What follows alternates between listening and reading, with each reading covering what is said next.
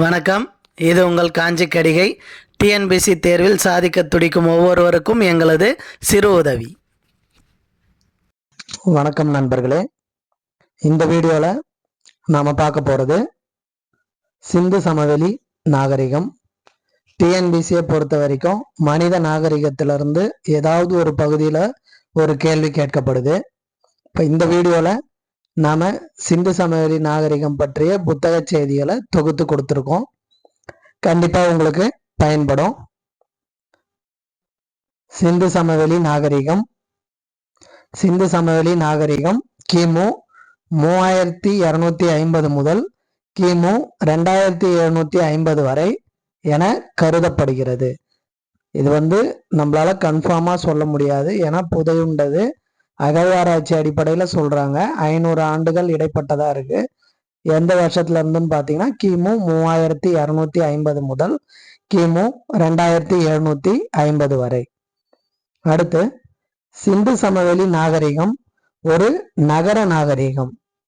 சிந்து சமவெளி அப்படிங்கிறது இப்போதைய முக்கிய நகரங்களை போல ஒரு நகரமாக வாழ்ந்த நாகரிகம். சிந்து சமவெளி நாகரிகம் பற்றிய ஆராய்ச்சி முடிவுகள் வெளியிடப்பட்ட ஆண்டு 1922. சிந்து சமவெளி நாகரிகத்தின் முக்கிய நகரங்கள். சிந்து சமவெளி நாகரிகத்துல முக்கிய நகரங்களா இருந்தது ஹரப்பா, அமைவிடம் பார்த்தீங்கன்னா பாகிஸ்தான், மேற்கு பஞ்சாப், மான்கெமரி, ராவி நதிக்கரை. இந்த 4 எல்லைகளுக்கு உட்பட்ட பகுதியை தான் ஹரப்பா அப்படின்னு சொல்றாங்க. ஸோ இது கொஸ்டின்ல கேட்கப்படலாம், ஏன்னா 4 பகுதிகள் சேர்ந்து வரதால இப்போதைய கேள்விகள் இப்படிதான் கேட்குறாங்க. சிந்து சமவெளி நாகரிகத்தின் எல்லைகள் அப்படின்னு கேட்கலாம். அப்ப எல்லைகள் அப்படின்னும் போது ஒரு பக்கம் பாகிஸ்தான், இன்னொரு பக்கம் மேற்கு பஞ்சாப், மான்கேமரி அப்படிங்கிற இடம், அடுத்து ராவி நதிக்கரை. இதற்கு இடைப்பட்ட பகுதி தான் ஹரப்பா நாகரிகம் அமைந்திருந்தது. அடுத்தது மொஹஞ்சதாரோ. இந்த நகரம் பார்த்தீங்கன்னா பாகிஸ்தான், சிந்து மாகாணம், லர்கானா, சிந்து நதிக்கரை. இந்த 4 பகுதி எல்லைகளுக்கு இடைப்பட்ட பகுதி தான் மொஹஞ்சதாரோ அப்படிங்கிற நகரமா நாம சொல்லிட்டு இருக்கிறோம். ஸோ மொஹஞ்சதாரோவின் எல்லைகள் அப்படின்னு பார்த்தீங்கன்னா பாகிஸ்தான், சிந்து மாகாணம், சிந்து நதிக்கரை, லர்கானா. இந்த பகுதிகளுக்கு இடைப்பட்ட பகுதி தான் மொஹஞ்சதாரோ. அடுத்து வேறு நகரங்கள் எது எதெல்லாம் அந்த அகழ்வாராய்ச்சியில கிடைச்சதுன்னு பார்த்தீங்கன்னா கோட்டிஜி, இது சிந்து மாகாணத்துல இருக்கக்கூடியது. அடுத்தது காளிபங்கன், ராஜஸ்தான் மாநிலத்துல அகழ்வாராய்வு நடத்தப்பட்ட இடம். அடுத்து லோத்தல், இது குஜராத் மாநிலத்துல இருக்கு. அடுத்து தோலவீரா, இதுவும் குஜராத் மாநிலம். அடுத்தது சூர்கோட்டா, இதுவும் தற்போதைய குஜராத் மாநிலத்துல அமைந்திருக்கக்கூடிய நகரங்களா இருக்கு. அடுத்து பாத்தீங்கன்னா ஆலம்கீர்பூர், இது உத்தரப்பிரதேச மாநிலம். ரூபார் பஞ்சாப் மாநிலம். பனவாலி ஹரியானா மாநிலம். பொதுவா பாத்தீங்கன்னா சிந்து சமவெளி நாகரிகம் அப்படின்னாலே நம்ம மொஹஞ்சதாரோ, ஹரப்பா இந்த 2 பகுதிகள் தான் நம்மளுக்கு தெரிந்த பகுதிகளா இருக்கும். அது இல்லாம தற்போதைய புத்தகத்துல பாத்தீங்கன்னா இவ்வளவு பகுதிகள் நம்மளுக்கு கொடுக்குறாங்க. கோட்டிஜி, காளிபங்கன், லோத்தல், தோலவீரா, சூர்கோட்டா, ஆலம்கீர்பூர், ரூபார், பனவாலி. இது கொஸ்டின் எப்படி கேட்பாங்கன்னு பாத்தீங்கன்னா சிந்து சமவெளி நாகரிகத்தில் அல்லாத இடம் எது அப்படின்னு கேட்டுட்டு இதுல இருக்கக்கூடிய இடங்கள் 3, இதுல இல்லாத இடம் 1 கொடுக்கலாம். அடுத்தது பாத்தீங்கன்னா ஹரப்பா என்பதன் பொருள் அப்படின்னு பாத்தீங்கன்னா அந்த ஹரப்பா அப்படிங்கிற வேர்டுக்கு என்ன மீனிங் அப்படின்னா புதையுண்ட நகரம் என்பதுதான் அதோட மீனிங். ஸோ அதனாலதான் அந்த இடத்துக்கு ஹரப்பா அப்படின்னு பேர் வச்சிருக்காங்க. ஹரப்பாவில் 6 தானிய களஞ்சியங்கள் உள்ளன. அதன் நீளம் பார்த்தீங்கன்னா 50 அடி, அதோட அகலம் 20 அடி. அப்போ ஒவ்வொன்றும் 50 அடி நீளம், 20 அடி அகலம் கொண்ட சரியான ஒரு அமைப்புல 6 தானிய களஞ்சியங்கள் கட்டி வச்சிருந்திருக்காங்க. அடுத்தது மொஹஞ்சதாரோ என்பதன் பொருள். இதன் பொருள் என்ன அப்படின்னா இந்த வார்த்தைக்கு இறந்தவர்களின் மேடு அல்லது இறந்தவர்களின் நகரம். ஏன் அப்படின்னா இந்த இடத்த தோண்டும் போது இறந்தவர்களுடைய கூடுகள், எலும்பு கூடுகள் அதிக அளவுல கிடைக்கிறதால இந்த இடத்துக்கு இப்படி ஒரு பேர் வைக்கிறாங்க. மொஹஞ்சதாரோ என்பதன் பொருள் இறந்தவர்களின் மேடு அல்லது இறந்தவர்களின் நகரம். அடுத்து மொஹஞ்சதாரோவில் பெரிய குளியல் குளம் உள்ளது. இப்போ ஸ்விம்மிங் பூல் சொல்றோம் இல்லைங்களா, அந்த மாதிரியான ஒரு அமைப்பு இருந்திருக்கு. அடுத்து மொஹஞ்சதாரோவில் இருக்கிற குளம், இதோட அளவு கொடுக்குறாங்க. இந்த குளத்தோட நீளம் பார்த்தீங்கன்னா 12 மீட்டர் அல்லது 30 அடி நீளமும், அடுத்தது அகலம் பார்த்தீங்கன்னா 7 மீட்டர் அல்லது 23 அடி அகலமும், ஆழம் பார்த்தீங்கன்னா 2.4 மீட்டர் அல்லது 8 அடி ஆழம் கொண்டதா இருக்கு. ஸோ இப்போ நம்ம பயன்படுத்துற மாதிரியான குளியல் குளங்கள் தான் அப்போ அவங்க கட்டியிருக்காங்க. அடுத்தது மொஹஞ்சதாரோவில் 2 பெரிய தானிய களஞ்சியங்கள் காணப்படுகின்றன. மொஹஞ்சதாரோ ஒரு முக்கியமான நகரமா இருந்திருக்கு. அங்க பாத்தீங்கன்னா 2 பெரிய தானிய கிடங்குகள் இருந்திருக்கு. அந்த தானிய கிடங்குகளோட அளவு கொடுக்குறாங்க. நீளம் 150 அடியும் அகலம் 50 அடியுமா இருந்திருக்கு. ஸோ இவ்வளவு பெரிய இடத்துல ஒரு தானிய களஞ்சியம், 2 தானிய களஞ்சியங்கள் வச்சிருந்திருக்கிறாங்க. அடுத்தது லோத்தல் அப்படிங்கிற நகரம் பத்தி சொல்றாங்க. ஒரு துறைமுக நகரம். இது குஜராத்தின் போக்வா நதிக்கரையில் அமைந்துள்ளது. லோத்தல் அப்படிங்கிற நகரம் ஒரு துறைமுக நகரம். அதாவது வணிக ரீதியா கப்பல்களை இயக்கிறதுக்கு ஒரு இடமா இருந்திருக்கு. இது இப்போதைய குஜராத்தின் போக்வா நதிக்கரையில் அமைந்த ஒரு நகரமாகும். அடுத்து காலிபங்கன். இந்த நகரம் பார்த்தீங்கன்னா ராஜஸ்தானின் காகர் நதிக்கரையில் அமைந்துள்ளது. இந்த பகுதிகள் எல்லாமும் பார்த்தீங்கன்னா அதே ஆண்டுல அங்க வாழ்ந்த மக்களும் அவங்க நாகரிகமும் கிடைக்கப்பட்ட பகுதிகள். அடுத்தது சிந்து சமவெளி மக்கள் வியாபார தொடர்பு கொண்டிருந்த நாடு. சிந்து சமவெளியில வாழ்ந்த மக்கள் எந்தெந்த நாடுகள் எல்லாம் வியாபாரம் பண்ணாங்க அப்படின்னா சுமேரியா, எகிப்து, சீனா, இந்த நாடுகளுடன் சிந்து சமவெளி மக்கள் வியாபாரம் புரியுறாங்க. ஸோ இதுவும் முக்கியமான கேள்வியா இருக்கலாம். ஏன்னா வியாபார நாடுகள் அப்படின்னும் போது சுமேரியா, எகிப்து, சீனா, இதெல்லாம் அந்த அகழ்வாராய்வுல வேறு நாட்டு பொருள்கள் அங்க கிடைக்கிறத வச்சு அவங்க முடிவு பண்றது. அடுத்தது சிந்து சமவெளி மக்கள் வியாபாரத்தில் முத்திரைகளை பயன்படுத்தினர். முத்திரைகள் அப்படின்றது இப்ப நம்ம சீல்னு சொல்றோம் இல்லைங்களா, அந்த மாதிரியான வடிவங்களை அவங்க அப்பவே பயன்படுத்தியிருக்காங்க.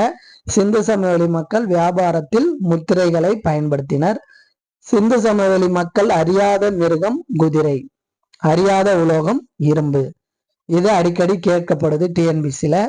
ஏன் அப்படின்னா குதிரை அப்படிங்கிறது அங்க அகழ்வாராய்வுல கிடைக்கக்கூடிய ஒரு விலங்காவும் இல்லை. அவங்களோட செதுக்கப்பட்ட எந்த உருவங்கள்லயும் குதிரை உருவம் இல்லை. அதை வச்சு என்ன பண்றாங்கன்னா சிந்து சமவெளி மக்களுக்கு குதிரையோ அதோட பயன் பற்றியும் அறியல அப்படின்ட்டு சொல்றாங்க. அடுத்தது பாத்தீங்கன்னா அவங்க அறியாத உலோகம் இரும்பு. அவங்க பாத்தீங்கன்னா தங்கம், வெள்ளி, வெண்கலம் இதை பயன்படுத்துறாங்க.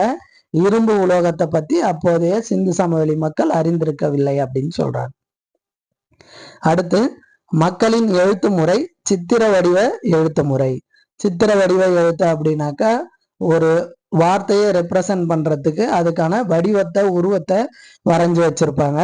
ஸோ சிந்து சமவெளியில இருந்த மக்கள் சித்திர வடிவ எழுத்து முறையை பயன்படுத்தி இருக்கிறாங்க.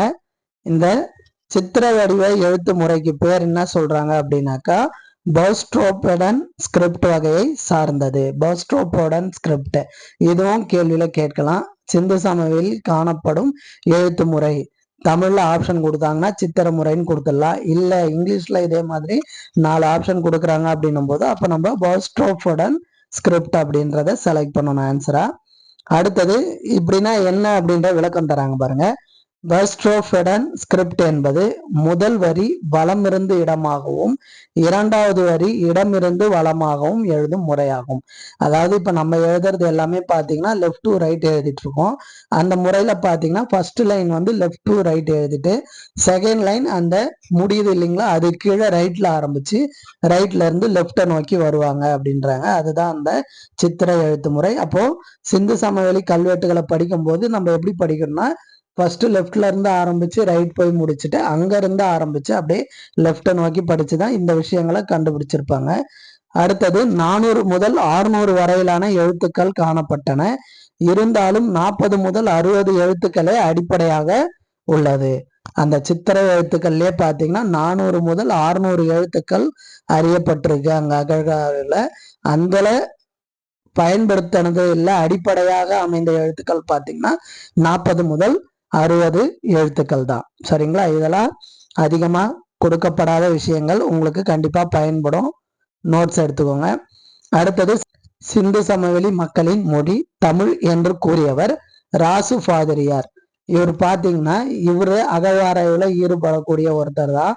அந்த மக்களோட எழுத்து முறையும் அவங்க எந்த மாதிரி பேசியிருப்பாங்க அப்படின்ன கூடிய ஒரு அமைப்பையோ வச்சு இவர் என்ன முடிவுக்கு வர்றாருன்னா, சிந்து சமவெளியில வாழ்ந்த மக்கள் பயன்படுத்திய மொழி தமிழ் அப்படின்னு சொல்றாரு.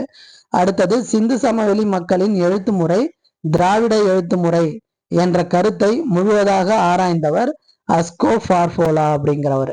சிந்து சமவெளி மக்கள் விளைவித்த விளைபொருட்கள், விவசாயம் செஞ்ச பொருட்கள் எது எதுன்னு பார்த்தீங்கன்னா, கோதுமை, பார்லி, எள், கடுகு, பருத்தி. இந்த 5 பொருள் தான் அவங்க விவசாயம் செஞ்சதா அறியப்படுது.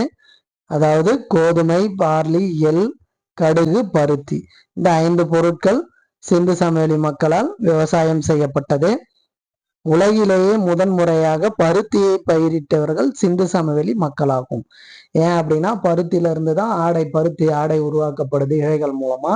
ஸோ அந்த ஆடை உருவாக்கத்துக்கு காரணமா இருந்தவங்க சிந்து சமவெளி மக்கள். உலகிலேயே முதலில் பருத்தி பயிரிட்டவர்கள் சிந்து சமவெளி மக்கள்.